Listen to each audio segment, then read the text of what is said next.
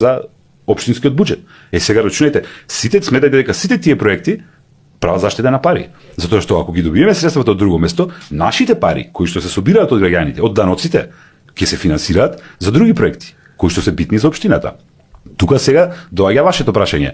Развој на културата, развој на спортот. Да. Спомнавте култура, спорт, здравство. Здравство. Добро, видите, во здравството сега искрено не сум толку упатен колку може општината да помогне, сепак тоа е државна, тоа е под државата, ингеренциите се. Владата на државата, но да.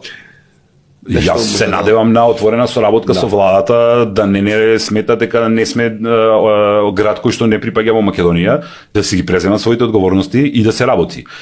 Мислам дека сегашниот директор е прекрасен, го познавам како личен пријател, добро ја води работата, имавме оддел за породување кој што голем број граѓани доаѓа во Струга затоа што во Охрид се реновираше и тука треба да се направи некаква централизација, заеднички да се работи Струга и Охрид да стане центар за здравје и на Стружани и на Охриѓани.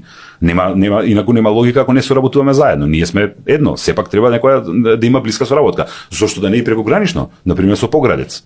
За здравството. Да. И сега видите, за културата. Струга го имаше едно од најголемите кина во Македонија. Тоа кино е распаднато, во ужасна состојба, таму се одржува стушките вечи на поезија. Тоа е под државата, не се финансира, нема, јас барем не сум видел никакво реновирање, можеби грешам. Нека ме исправат ако не сум во право.